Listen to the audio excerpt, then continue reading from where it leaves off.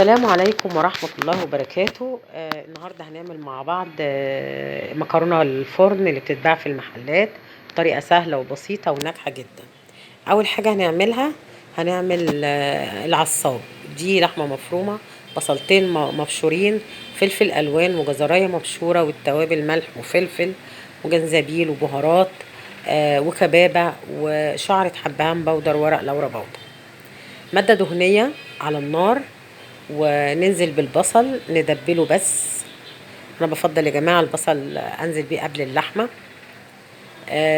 جربوا الطريقه دي هتعجبكم برضو جدا.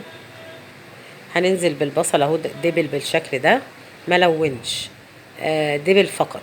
هننزل باللحمه بقى ونفككها مع بعض كده لحد ما تتفكك وتفلفل تماما ولونها يغير.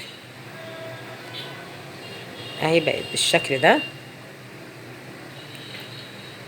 ايدك فيها بقى تقلبي فيها كده عشان تبقى ما يبقاش فيها تكتلات وحتت مكلكعه.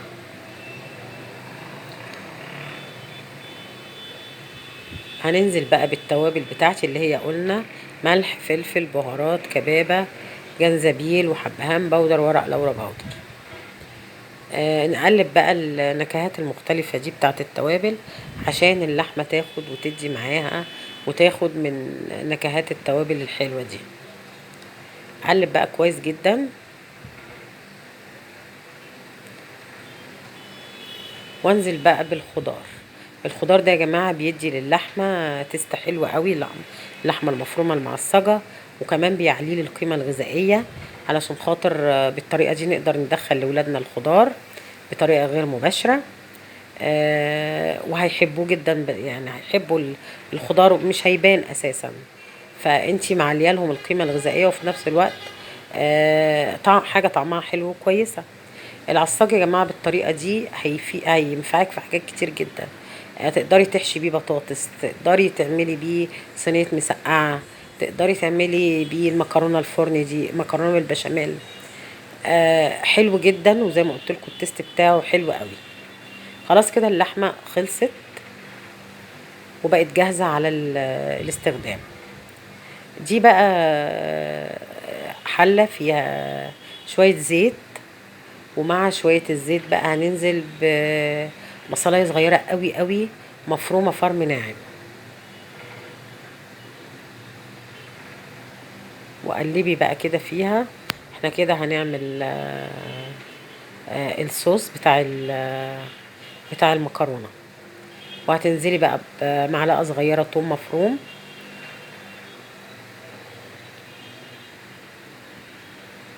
وتكوني بقى مجهزه عصير طماطم مضروب ومتصفي، مضروب ومتصفي كويس، وتنزلي بيه. يبقى احنا حطينا البصلايه تدبل بس فقط، ونزلنا عليها بصلايه صغيره قوي، ونزلنا عليها بمعلقه ثوم مفروم، ثوم ناعم يعني. وبعدين نزلنا بعصير الطماطم المتصفيه، ونزلنا بمعلقه كزبره، معلقه صغيره كزبره ناشفه، و... ونص معلقه ثوم تاني، وشويه ملح وشويه فلفل. حطينا الملح والفلفل ونسيبهم بقى يتسبكوا مع بعض. هحط الفلفل اهو، ونسيبها بقى العصير الطماطم ده يتسبك مع بعضه كده، وياخد ويدي من نكهات الثوم والبصل، عشان هو ده اساس المكرونه الفرن. ما تسيبوش يتسبك لا، يعني خليها بص خفيفه كده عشان هي هتدخل الفرن، لان احنا هنحط المكرونه نيه. هنحط اللحمه المفرومه تحت كده في الطاجن. بس انا نسيت اوريكم ان الطواجن مدهونه فرشه زيت عشان ما تلزقش. يبقى تدهني الطواجن فرشه زيت، وبعدين تحطي العصاج، وبعدين تحطي المكرونه من الكيس زي ما هي نيه كده زي ما هي. واحنا زي ما قلنا اللحمه سوري الصوص سيبناه ياخد غلوه بس، مش يتسبك. بص هو سايب ازاي. وتقومي نازله بقى بالصوص على الطواجن. انا عملت طاجن كبير وطاجنين صغيرين. تنزلي بقى بيه على الطواجن بالشكل ده، وتدخليها الفرن، فرن سخن مسبقا. تحطيها على الرف الاوسط بس طبعا تغطيها بورق فويل عشان تتكمر وعشان المكرونه تستوي. المكرونه هتستوي، هتستوي وهتبقى حلوه جدا. احنا سايبين الصوص خفيف كده عشان يبقى فيه نسبه سوائل تسوي المكرونه. يبقى الصوص هو غلوه واحده فقط وخلاص. وهو بقى هيكمل تسبيكته مع المكرونه جوه الفرن. هغطي بقى الطواجن بورق الفويل. طاجن عايزه تعملي في طاجن كبير اعملي. الطواجن الصغيره دي انا لقيتها حلوه قوي ولطيفه جدا. انا دخلت بقى المكرونه الفرن دي، دخلتها الفرن تستوي. وهعمل بقى عشان في عندي الولاد في منهم ما بياكلش المكرونه الفرن. فالمكرونه العصاج موجود، سلقت شويه مكرونه وهعمل بشاميل. معلقتين ماده دهنيه عليهم معلقتين دقيق، وبعدين قلبتهم كويس، وبعدين نزلت بكوبايتين لبن وملح وفلفل. بخرت البشاميل بتاعي وبقى زي الفل. وقلبي قلبي قلبي لحد ما يبقى السمك كده. ازود شويه لبن كمان عشان لقيته سميك شويه. يبقى معلقتين دقيق عشان هعمل 3 طواجن. معلقتين دقيق عليهم معلقتين ماده دهنيه عليهم كوبايتين لبن. يبقى كل كوبايه لبن قدامها معلقه دقيق ومعلقه ماده دهنيه.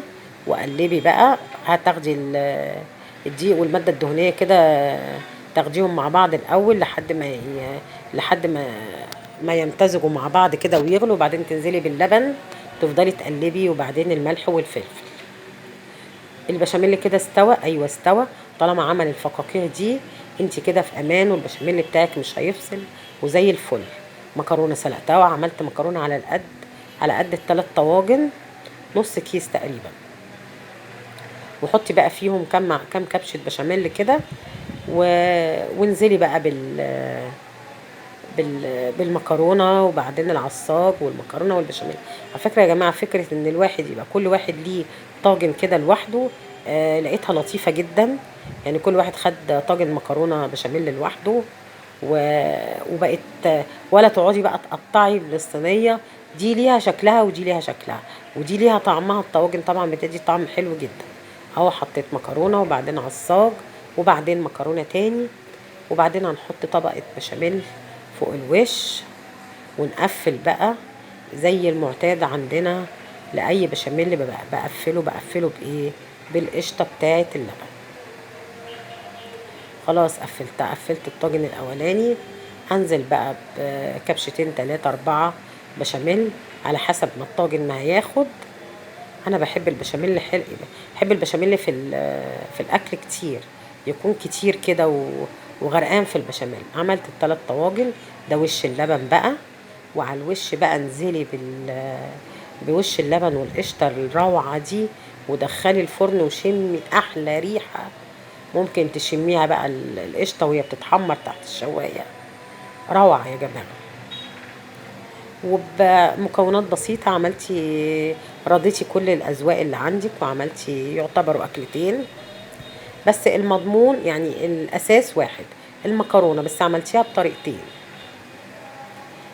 ساوي بقى الوش كله بحيث ان يبقى كل الوش عليه قشطه.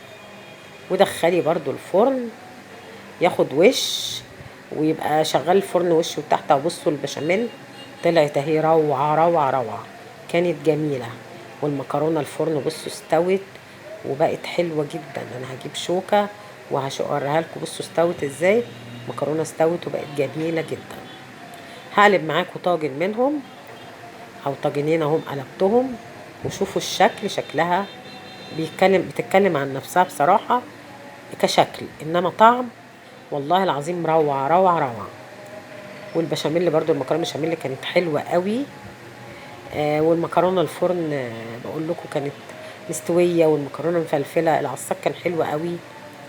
جربوا المكرونه الفرن بطريقتي، هتعجبكم جدا وهتعتمدوا الطريقه دي ومش هتشتروها تاني من بره. ويا ريت ما تشتروهاش لان انتم مش عارفين اللحمه المفرومه دي ايه. جربوها بطريقتي. ولو عجبتكم الحلقه ما تنسونيش في اللايك والشير والسبسكرايب.